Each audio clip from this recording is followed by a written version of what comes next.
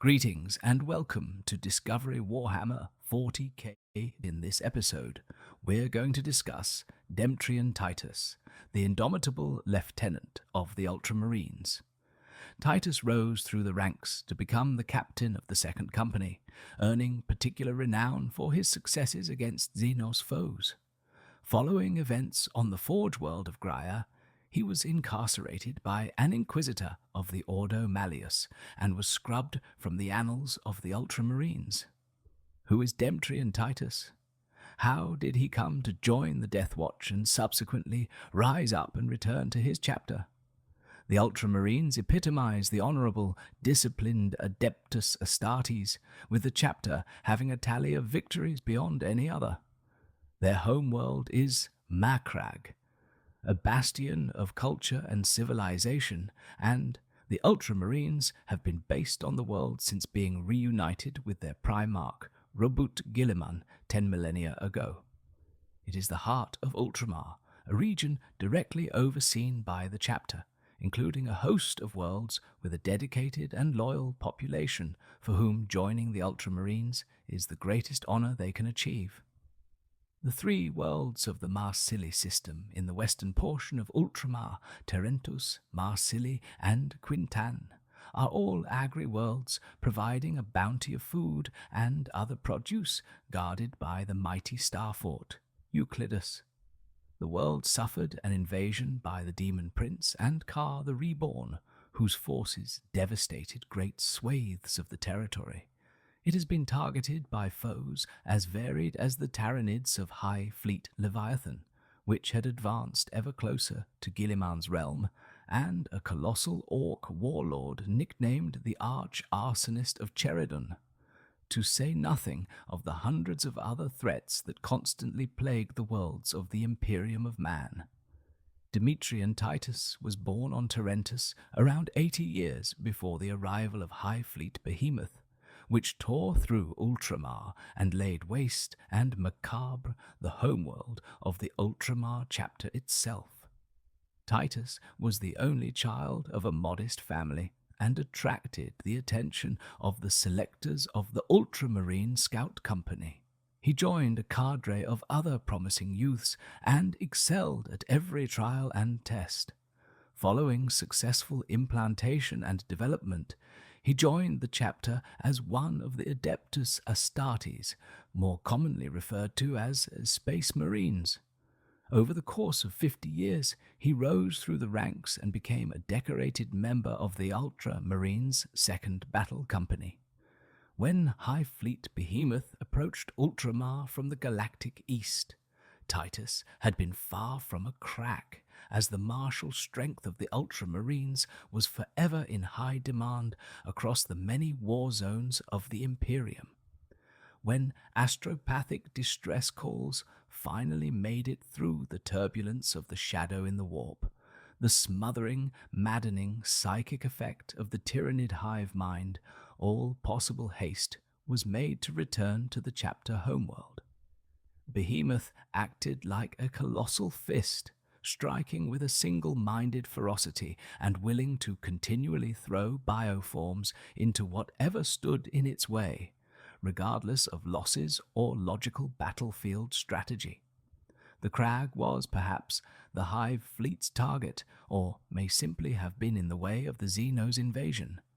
Regardless of the reasoning of the inhuman hive mind, the result was the same, as the world suffered an invasion by the terrifying hordes of Tyranid monstrosities, seeking to annihilate and consume all in their path. Despite a desperate defense at a nigh incalculable cost in lives and materiel, Macragge was overrun. Countless defenders, including the entire First Company of the Ultra Raids chapter, gave their lives dearly. Their noble sacrifice brought sufficient time to allow battle fleets Tempestus, along with the rest of the chapter's fleet, to arrive. Crucially, before the High Fleet had the chance to consume the biomass of the well, Demetrian Titus was deployed along with the rest of the Ultramarines as part of the later waves of reinforcements that annihilated the remnants of the High Fleet on the crag and drove off the vessels that remained in the void. The losses suffered by the chapter were catastrophic, particularly the deaths of the entirety of the First Company, including its captain Saul Invictus. Captain Severus Agaman of the Second Company was promoted to lead and rebuild the First, whilst he was in turn replaced with Captain Lucian Trajan. Titus was promoted to Sergeant of Trajan's command squad and was deployed to hunt down any pockets of remaining Tyranids on the world's Aldrima. It was during this time that Titus gained significant experience against the Genos menace, leading kill teams against a number of broods which had escaped the initial onslaught. Titus's skill for strategy in studying the tactics of the enemy became noted by his superiors, as this distinctive trait improved the speed and efficiency of the chapter's kill teams. For over a century, Titus would serve as a sergeant in Trajan's command squad. Both prospered under the guidance of Captain Agaman, and while some felt he was destined for command, Titus was content with his position. Everything changed for Titus when the Second Company was dispatched to the planet Beta Arcturus in response to an invasion by the Aldari of craft world Bieltham. According to the Xenos, the world had once been part of their empire, and humanity was required to leave. The war host gave the imperial governor an ultimatum: leave within a planetary day, approximately 9 hours, or be destroyed. The governor refused, and astropathic distress calls were issued, with the Ultramarines arriving 8 days later to discover much of the world ablaze. Captain Trajan ordered a full assault and deployed a demi-company of Space Marines via drop pods and Thunderhawk on ships. The Ultramarines struck at the Aldari command with all the fury the Emperor's angels are known for. As the Space Marines tore through the invaders, Captain Trajan met the Aldari Uthark in single combat and laid her low. Titus and the rest of the command squad had engaged the elite aspect warrior bodyguard of the Uthark, with the sergeant himself accounting for 3 of the Xenos invaders. With their leader dead, the Eldari made their escape. However, as they extracted themselves from the losing battle, they captured a young space marine named Leandros. Trajan led the Ultramarines in pursuit to free Leandros, but cunning Eldari had laid a trap. Reserves of Xenos warriors that had been hidden now assaulted the Space Marines. The Beotani unleashed a devastating ambush, claiming the life of Captain Trajan. Titus took command, recovered his captain's body, and cut his way free of the Eldari forces. Under Titus's leadership, the enemy were driven from Beta Arcturus. The Second Company returned to Macrae with Trajan's body. He was interred in the sepulchre within the great fortress of Hera, the chapter monastery of the Ultramarines. This titanic fortification dominates much of Magna Macrake Civitas, the capital of Macrake. Marius Calgar, chapter master of the Ultramarines, granted Titus formal command of the Second Company as its captain. The Second Company is often considered the foremost battle company, and under his leadership, Titus ensured this remained true. Known as the Guardians of the Temple, the Second Company retained a dynamic reputation for their strategies and bravery. It is often from their ranks that the veteran First Company draws new members, so the warriors of the Second fight even harder in the hope of earning such an honor. Captain Demetrian Titus led the Second Company through several grueling campaigns, bringing honor and glory to the company and the chapter. Chief amongst his victories was the counterattack against the forces of Roar Grimskull, which had invaded the Forge world of Graia. The Forge world is invaluable to the Imperial, producing immense amounts of war material to fuel conflicts on a dozen frontiers. So, had to be defended. Titus's strike force slaughtered innumerable orcs, including the war boss himself. However, the invasion had been used by the followers of the ruinous powers to enact their own cataclysmic plans. These were halted through the decisive actions of the Ultramarines.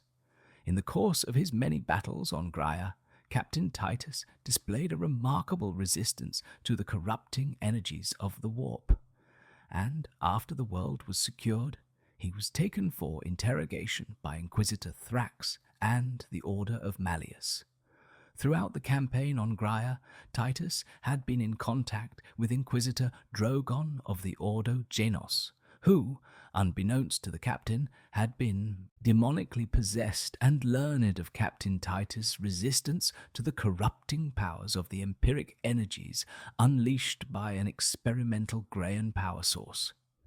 Despite not knowing Drogon was possessed, Titus had unwittingly assisted a demonic entity, and this was enough to condemn the captain in the eyes of Inquisitor Thrax. Captain Titus accepted Thrax's authority in the matter, as to resist would have risked condemnation and been unbecoming of an ultramarine. Having been taken from the chapter under such suspicion, he was replaced as captain of the second company by Cato Sicarius, the son of a noble house on Talazar. Sicarius excelled in his youth and continued to do so once inducted into the Ultramarines chapter. However, he had arrogantly assumed that he would be granted a captaincy in the 8th Company when the rank became vacant. Yet that honour was given to another, and Cato was humbled. This lesson reforged him into the leader he needed to be, and so when the captaincy of the 2nd Company was offered to him, he accepted. A century of custody in a stasis cell under the watchful eye of Inquisitor Thrax saw the former Captain Titus interrogated in an attempt to ascertain the reason for his resistance to the foul taint to the war. Perhaps suspecting Titus of heresy, Thrace utilized barrages of psychic mind-scouring, physical efforts, and every method the Inquisitor could imagine. There was no sign of corruption, yet Titus was not released. Chapter Master Marius Calgar petitioned on many occasions to have Demetrian Titus returned to the Ultramarines, but received no reply. His requests may have been lost in the vast bureaucratic machine of the Imperium, or they may have fallen on deaf ears. Inquisitor Thrax's vigilance continued, being amongst the first to call out the actions of Luft Huron of the Astral Claws in the run-up to the infamous Badab War. Over the century, he personally declared 6 Space Ring chapters excommunicate traitorous.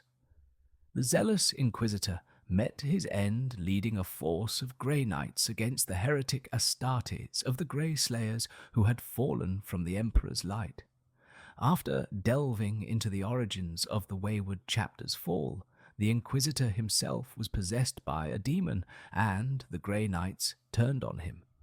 After Thrax's death, a conclave of Malleus Inquisitors were dispatched to investigate his actions, aiming to uncover how one of their number had succumbed to demonic possession. Not knowing what they would find, they gained the assistance of the Space Marines of the Red Hunters chapter. When they uncovered the most distant and remote holdings of the Inquisitor, they found a score of captive Space Marines, amongst them Demetrian and Titus. They were transported to the Death Watch fortress of Wachaki for observation and evaluation. Demetrian and Titus had received no communication from the Ultramarines, and he believed he had brought them shame, so entered service with the Death Watch as a black shield, ensuring his identity was hidden from even his brethren. He believed that serving the Imperium as part of the elite avian hunting force until he finally found death would be his only chance for redemption. Throughout his penance amongst the ranks of the Death Watch, Titus, now known as Nolos, displayed great proficiency, not only as a warrior, but in his understanding of Xenos tactics and exploiting their weaknesses. When High Fleet Leviathan invaded once more, arriving from the galactic west, the Death Watch was swiftly deployed to combat the threat. As the behemoth of the Imperial war machine began to roll into action to face the bulk of Leviathan, a more immediate response was required. The Soul Blades were the answer, rapid response forces with elements drawn from amongst the Imperium's most elite forces, such as the Space Marines and Militarum Tempestus. The Soul Blades were given great strategic autonomy to operate in whatever way their commanders saw fit.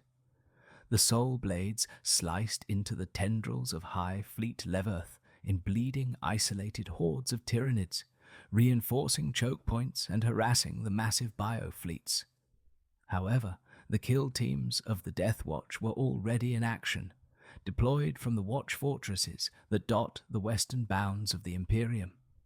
The Black Castellan of Watcher Keep ordered Watch Company Primus to link up with additional support from Fort Obsidius. Titus, in his guise as Nolus, was deployed as part of Kill Team Cassarin into the Residius system. Their Corpus Black Star was engulfed and damaged by a host of winged bioforms, causing the gunship to crash into the sweltering jungles of Kodaku. In the ensuing maelstrom, the team had to fight its way through a great host of rampant Tyranids, and Titus was injured battling a mighty Carnifex. The gravely wounded Titus's brethren fell one by one, and it is only thanks to the arrival of a cadre of ultramarines who had been dispatched to reinforce the beleaguered Death Watch